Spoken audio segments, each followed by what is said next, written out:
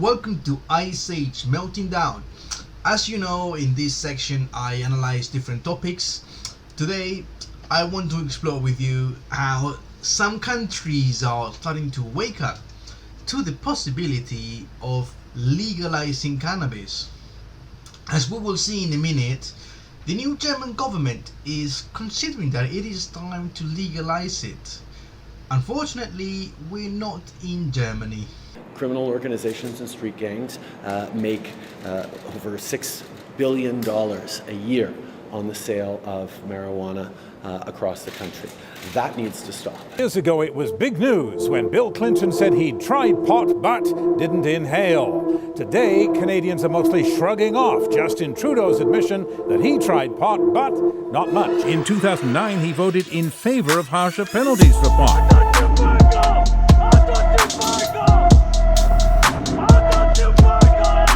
And Mother Margaret smoked lots of pot for years. One of the things that pot does is disconnects you a little bit from the world. Tougher enforcement on the Mexican. There has been a failure of public policy. The prohibition on marijuana has not worked in this country. Ooh, nice. Not a drug user. I think 5 or 6 times in my life that I've taken a puff. More than 37 tons of marijuana plants. They've already destroyed more than 4 million. Although they have arrested hundreds of growers, today's escaped. One of the largest illegal marijuana grow busts in Bay Area history. Think of Breaking Bad. The camp team this morning consists of DEA agents. Converted this one here. It's very similar to the one downstairs. Probably 70 or 80 plants in there.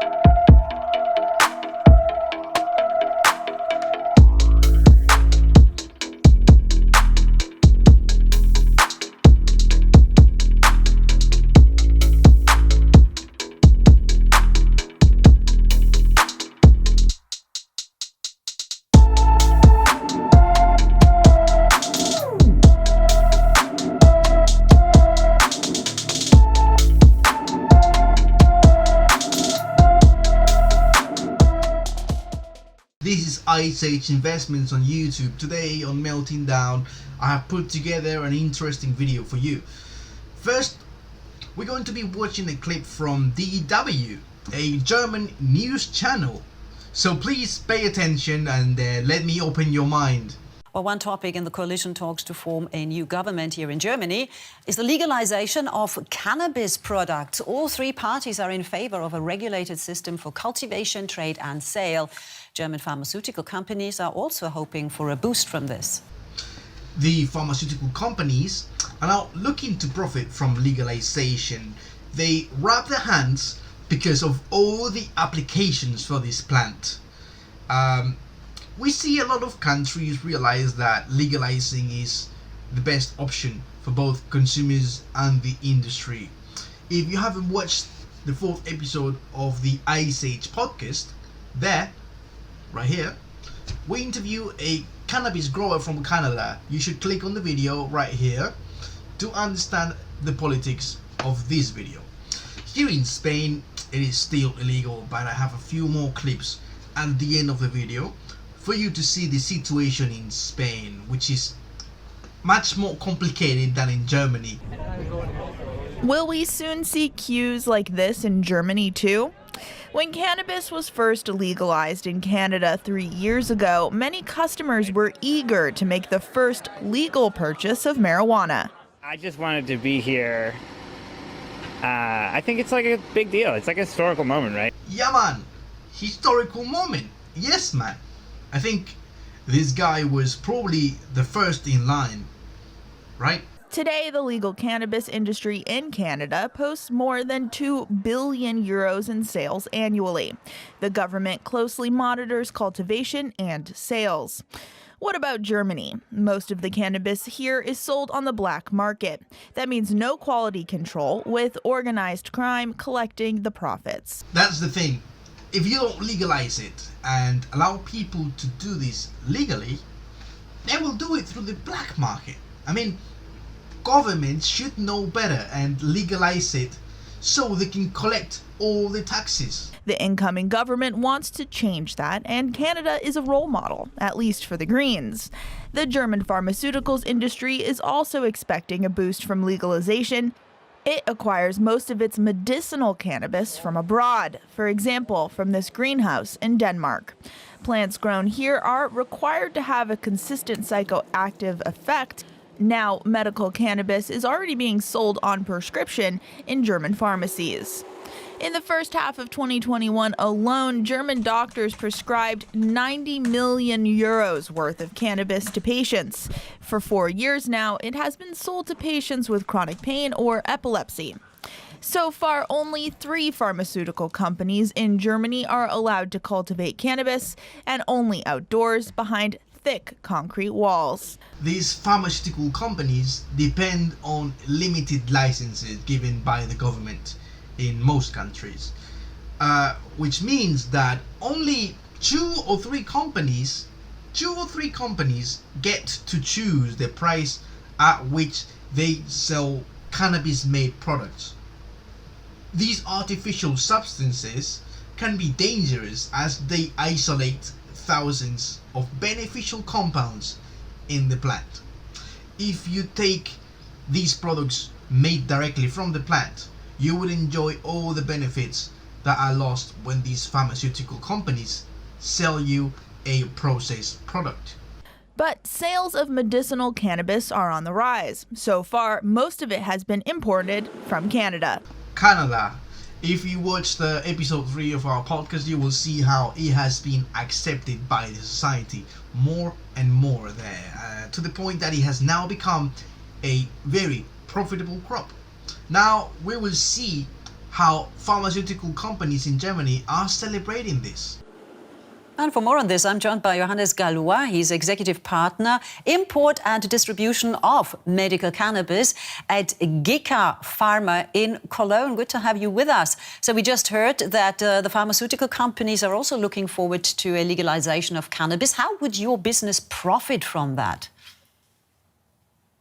Good morning, Monica. Thank you for being on the program. So there are very exciting times at the moment to follow these debates. And so for us, the main topic is how will cannabis be dispensed in the future? And for us as a company, the priority is to make cannabis and cannabinoids accessible to the biggest number of patients in general.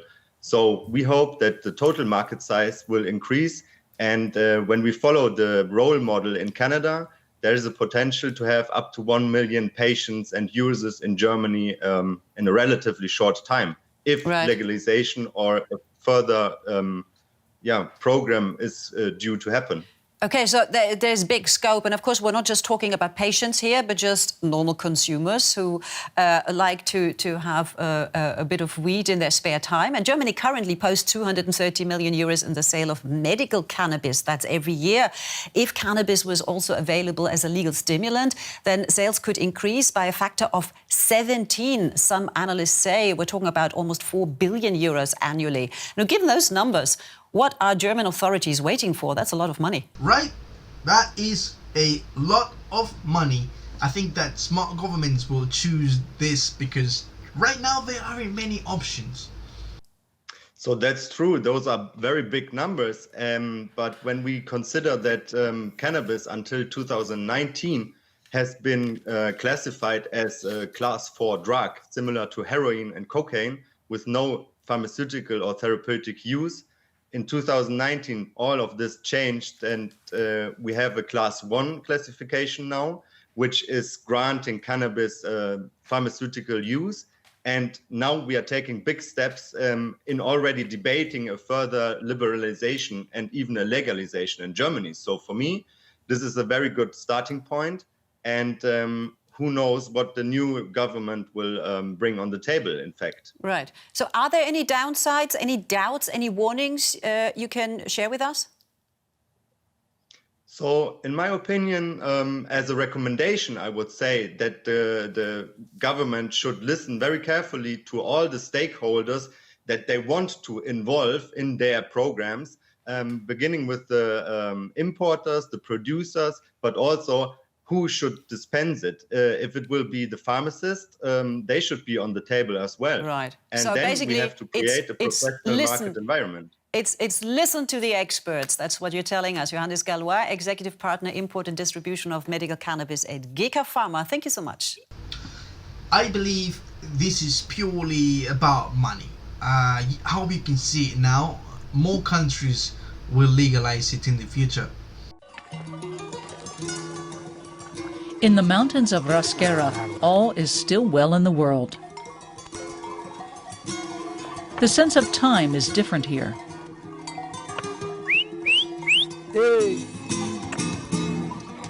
Miguel Borras does what he has done for the last 50 years, herd goats. But it's really a profession with no future. It doesn't pay. Most of the people here live from white goats. But every year, there are fewer. So what do they live from now? What, the goats?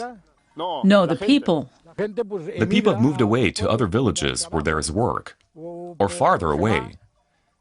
Of the 2,000 people we once had, we're now just 800. But now the place is making headlines. Local officials want to cultivate cannabis here to bring back money to the village. A cannabis user association wants to pay 1.3 million euros to grow hemp here. Even the goat herder thinks it's a good idea. Right?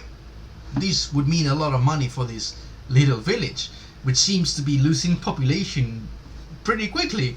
Let's now see what a cannabis association is in Spain. Here is a video from the New York Times.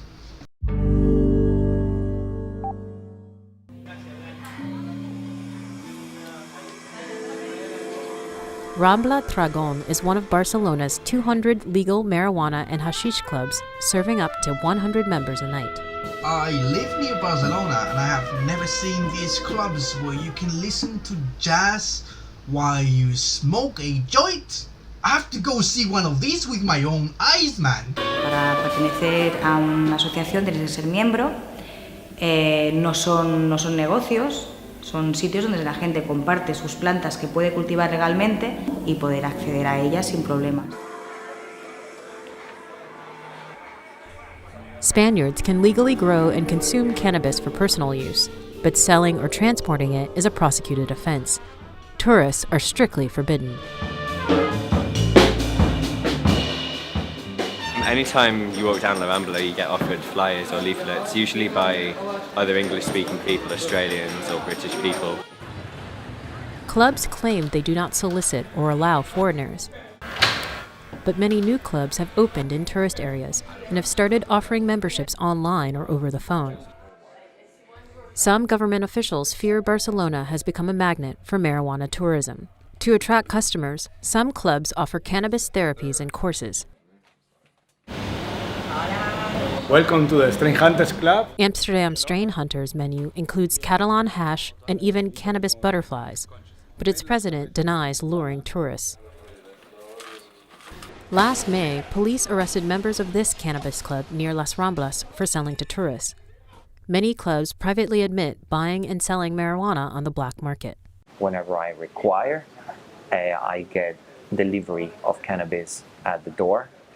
Morocco has traditionally been the biggest supplier to Spain, but the economic crisis led many Spaniards to grow their own for personal use, as well as profit. This illegal farm was started by a man who refused to be named, but says it's the only way to pay his mortgage. 25-year-old Hector Ballester used to support himself playing poker. He now runs a supply shop for marijuana growers. Antes no se veía ningún cultivo apenas y ahora ya entrar en una casa y ver un cultivo a alguien está a la orden del día. En el mismo envase de las semillas te pone que está prohibida su germinación, que son productos del coleccionismo y el 99,9% de los casos acaba germinándose. The blurry line between legal and illicit has some regulators pushing for stricter rules and enforcement. Wait. More enforcement. People I know have had to pay fines worth up to 300 euros for being caught smoking a joint outdoors. There is demand everywhere. Government should legalize this industry ASAP. Entras en la tienda, pero entonces entras como si compraras un paquete de café. ¿Es este el modelo que queremos o no el que queremos? Se debería regular.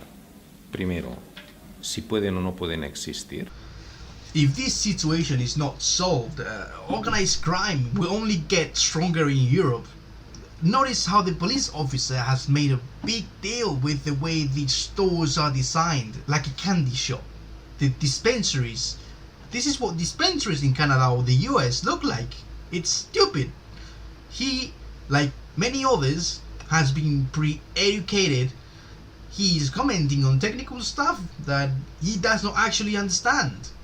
Many studies will tell you the hundreds of benefits in cannabis. Let's get back to the man with his goats. I want you to see how societies have been educated to reject cannabis. Let's get back to it. A great idea, especially if it's legal. Otherwise, nothing is left for us here. The authorities have forgotten us.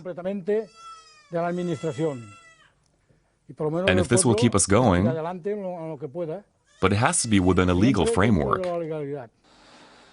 Mayor Bernat Paisa came up with the marijuana idea. For weeks, he's been defending the project. Buen día, Josep María, ¿qué tal? Nosotros tenemos un proyecto jurídico. We have a legal study that says we are on solid ground. We also asked the justice officials to examine the project and take a position.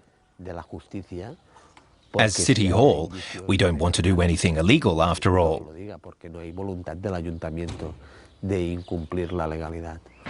If the project happens, cannabis cultivation would not take place in the village itself, but outside in well-guarded greenhouses. The town will be paid 1.3 million euros, and it can really use the money. Our main interest is to be able to continue funding our environmental policy. The economic crisis made that impossible for us. This is a real opportunity.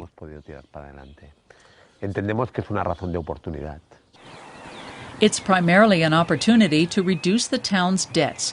Wind generators would do that, but the mayor doesn't want huge windmills dominating a landscape currently characterized by nature and agriculture. The idea is that cannabis users will provide the needed funding, but some villagers disagree. I don't want to talk about this topic of drugs. If these damn drugs come here, the scum of the earth will follow. For weeks, people in the village have talked of little else.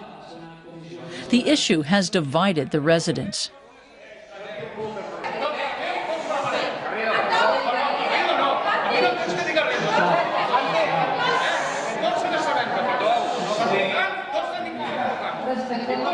In a referendum, 56% of the villagers voted for cannabis cultivation. The mayor, who expected even more support, announced his resignation. But first he wants to implement the project. Just watch how some people get so emotional defending their own opinion when discussing this controversial topic, right? Most people have had these ideas implanted in them by others or by the media, as you can see in the introduction of this video. It is time we stop judging others over a plant. It's a plant. It is time we embrace it and learn how it can help us with the many problems that we have as humans. I will stop here as the rest of this video is about climate change actually. I hope I've opened your eyes and I hope you see how this industry needs to change. I hope governments make the right decision and we can start producing this crop for medicinal, recreational and building purposes. And there are many more applications as you will see in the next few years. That was all for today. like the video and subscribe to support us. Make sure to check the links right below in the description. See you soon, guys. One of the largest illegal marijuana grow busts in Bay Area history. Think of Breaking Bad, but authorities say this was run like a sophisticated corporation. And this warehouse here in San Leandro is just a sliver of it. Willie Nelson would be crying at the sight of this, but deputies with the Alameda County Sheriff's Office are celebrating, taking down this alleged elaborate criminal enterprise involving 18 illegal grow sites and millions of dollars in cash. And as coalition talks progress here in Germany, there's one thing the three parties hoping to govern together do agree on: legalizing cannabis. And the Social Democrats, Greens, and Liberals want a regulated system for the cultivation, distribution, and sale of cannabis. It's not just consumers who could benefit, but also the pharmaceutical industry. Germany would follow Luxembourg as the second EU member state to legalize cannabis. And with me in the studio now is DW reporter Pablo Folli-Elias. Pablo, welcome as always. Why are these three parties that look likely to govern in Germany so determined to legalize cannabis? Right, well, the Greens and the Liberal FDP have long been in favour of legalising it. The SPD, so the Socialists, are also on board now, but they're taking, let's say, a little bit more of a cautious approach to things. But they do realise that it is a social reality, and for that reason, a political approach is absolutely necessary. There are multiple reasons why they've always, the Greens and the FDP have been in favour of it. Most of the cannabis sold here in Germany, as is the case in many countries where it's not legal, is on the black market, of course, and that means that there's no quality control, and also the profits go to normally organised crime. So a good way of, by legalising is that you kind of remedy that issue. And also it ensures the safety of cannabis as, if it's regulated properly, and then there are age restrictions and so on and so forth. Now, there are countries where it has been legalized, and in fact, Germany would not be the first EU state to do it. How would it be regulated if it were legalized here? Well, at the moment, it's unclear how they would go about it. They've got a couple of models that they could look at. The most obvious that you've just mentioned is Luxembourg, of course, neighbouring country. But some of the ideas that have already been floated by the Greens and the FDP, for example, is that they would like to see cannabis sold in specialty shops. For anybody who's been to the United States, there are these so-called dispensaries. It's almost like a liquor store where you go and you buy your cannabis. The Liberal FDP have also floated the idea of perhaps having the pharmacy network selling those. Well, now at 8, thousands of marijuana plants seized, more than 20 people arrested in a raid targeting illegal pot farms in Antelope Valley. It's a story we first brought you last week. Illegal marijuana grows dotting the landscape of the high desert, many run by international drug cartels, illegally using other people's land and water. Now, this year's new video provided by the Sheriff's Office during a news conference this afternoon. LA County Sheriff Alex Villanueva said more than 24 search warrants had been served so far, with more to come. The sheriff said they made more than 20 arrests and were measuring the marijuana by the tons. He says these illegal operations aren't only dangerous, they're hurting the environment. There is an environmental impact to these illegal grows. At a time when California is suffering through a drought, suffering through power outages, these illegal grows are sucking up so much power, so much water, and on top of that, the water that trickles out of here typically has fertilizer in it. Years ago, it was big news when Bill Clinton said he'd tried pot but didn't inhale. Today, Canadians are mostly shrugging off Justin Trudeau's admission that he tried pot but not much. In 2009, he voted in favor of harsher penalties for pot.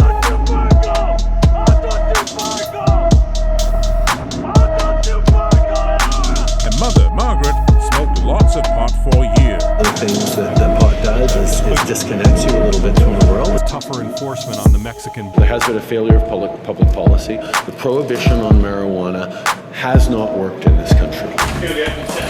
Ooh, nice. Yeah. Not a drug user. I think 5 or 6 times in my life that I've taken a puff. More than 37 tons of marijuana plants. They've already destroyed more than 4 million. Although they have arrested hundreds of growers, today's escape. One of the largest illegal marijuana grow busts in Bay Area history. Think of Breaking Bad. The camp team this morning consists of DEA agents. Converter, this one here, is very similar to the one downstairs. Probably 70 or 80 plants in there.